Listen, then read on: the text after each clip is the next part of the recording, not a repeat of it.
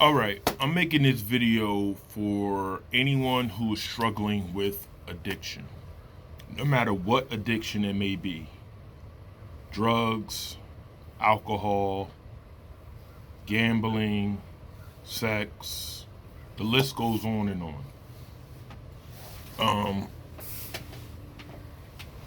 the first thing to realize when you have an addiction is that you have an addiction.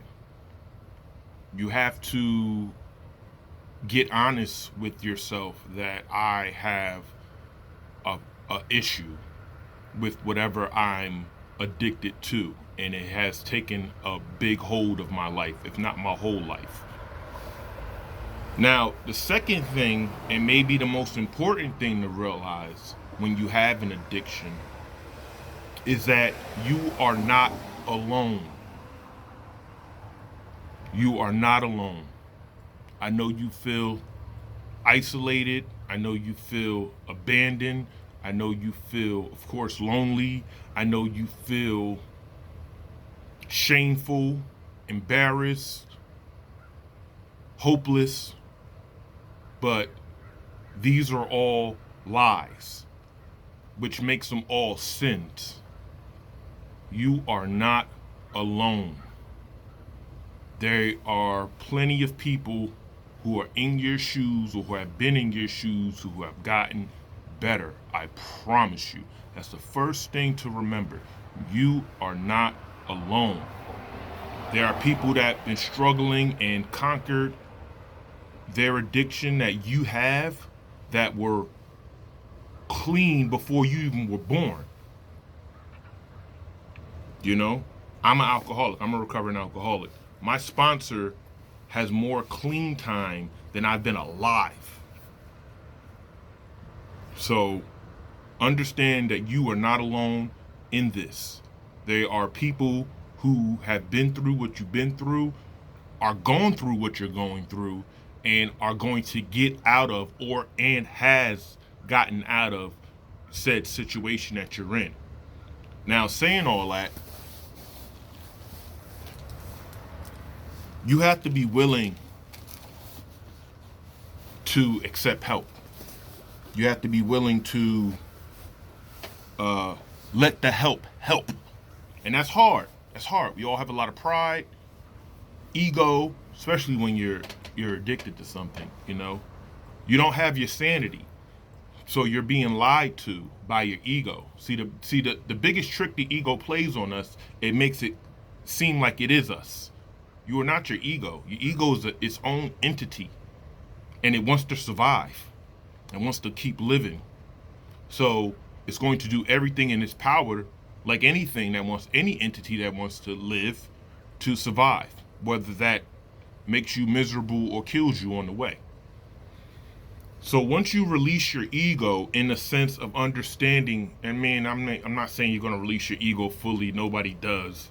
But what I'm trying to say is once you recognize that your ego isn't you, and that it's its own entity in itself that has been created, you know, on false pretenses of what life is and what your life is and who you are, then you can take a step back and start letting the help and listening, not just to others who's been through or going through what you're going through, but to God Almighty.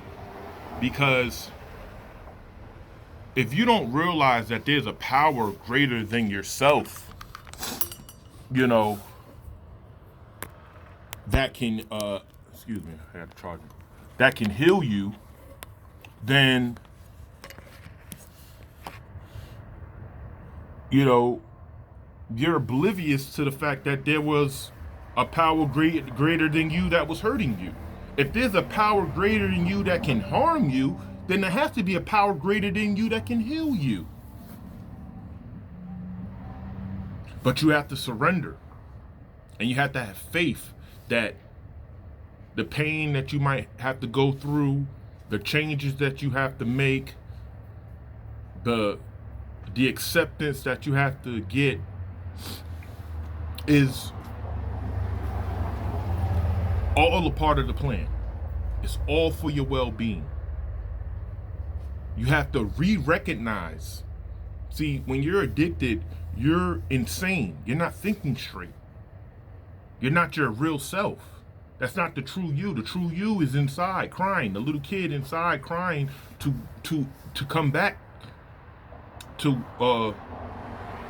to come back to the forefront of your life and be the real you. But when you lose your sanity due to addiction, you think that the chaos is the real life. Like the trauma and the chaos and all the insanity is what's really life, and it's not. You don't have to live like that. You don't have to be insane. You don't have to be crazy. You don't have to suffer. You're not here for that. God did not create you to suffer. He created you to flourish and be abundant and prosperous. He created you to create. Most importantly, and I know I'm going a little farther into this, and I might be skipping, but if you look at it from this standpoint, it really helps. What I realize is that I am an asset to the people in my life. I am an asset to the world. I don't want to be a liability. So how many people can I help by getting myself together, getting my sanity back? My sanity is not just for me. My sanity is for the people, all the people I affect in my journey of life. So it's not about me. I mean, it is initially when you're getting clean. It's about you.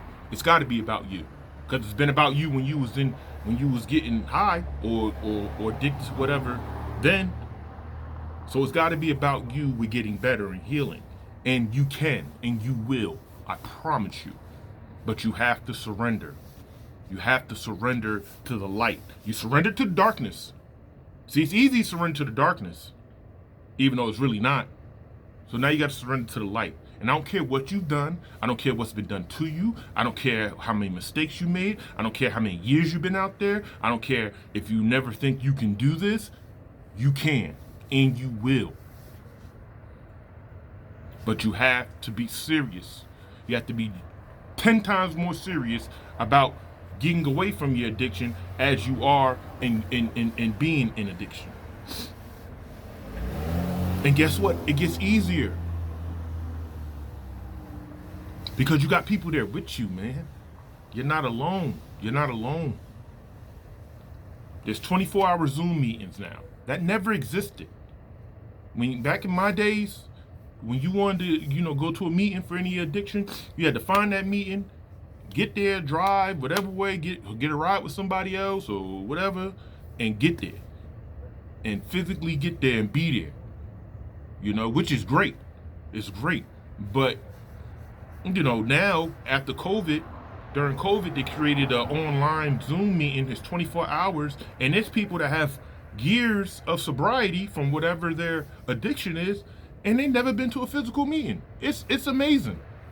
I never thought in a million years that there's people that talk about, there's people with clean time that talk about meetings as if they're like this mythical scenario that, back in the olden days, I've heard about these meetings where people get together and, and talk, and it's like, yeah, that's how it is, really, but it's God's grace and mercy that these Zoom meetings have been created. Now, I'm very optimistic. I always have been, because I'm very grateful, for life. I'm very grateful that I can walk, I can talk, I can see, I can hear, I can feel, I can laugh. I'm happy. But I also remember how horrible addiction is. And don't get me wrong, I'm not no first time champ. Like, I relapsed several times, man, and it was horrible. Every time was harder than the last. So, you gotta let that, like they say, a hard head makes a soft ass, man. You want to be hard-headed? Okay. Get this spanking. You know? So I make these videos because God saved me. God saved me. So I'm letting you know that it's possible.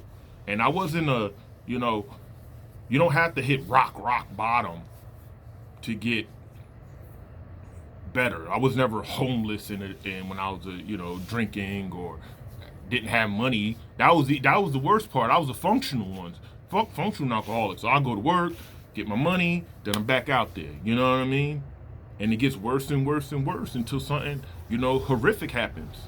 And nothing horrific happened to me personally, even though it did in other ways. But like I never hurt anybody or hurt myself or now I've been in situations where it could have went there, but it didn't, thank God.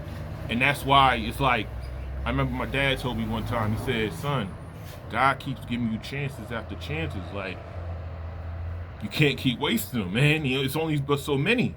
And it's the truth, Sometimes people are so smart, they stupid. You gotta take the evidence of what it is. Like, okay, God is trying to save you. Chill the fuck out. And let the help.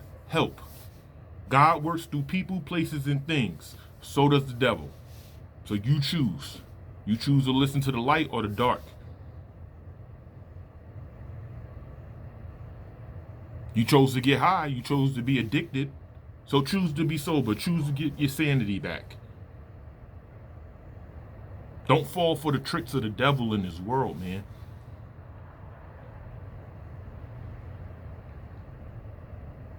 Every obstacle is a stepping stone. Step on it and move up. You can come back from anything if you give God a chance. But you got to give God a chance, man. But understand, I make this video right now is to let you know you're not alone. I've been there, man.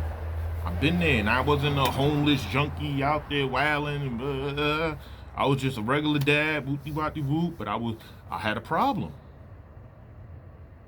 And it started at an early age, from childhood trauma and all that. We all got a story. But I'm here right now, clean and sober, with my sanity. I'm sane. I'm not running the streets and 3-4 o'clock in the morning anymore and driving drunk and putting myself and my family through grief and waking up with hangovers. Oh my God. Oh God. Ain't nothing worse, almost ain't nothing worse than hangover, but a hangover bad, boy. You know what I mean? Whatever. So you can get back. You can climb your way out the hole, no matter how deep it is. You really can. And it takes patience, but so does getting high or being an addict. That shit takes a lot of patience. I see addicts all day. They patient as hell when they walk in to get those drugs. Not patience in the sense of, I'm just saying, they got the patience to walk wherever they gotta go. Person ain't walking out in the cold for nothing. Not damn near not even food. But for drugs they will. So for addiction they will. So just understand you're not alone. There is help out there. Seek it, and God will do the rest. I love y'all. I'm proud of you. God bless you. Thy will be done.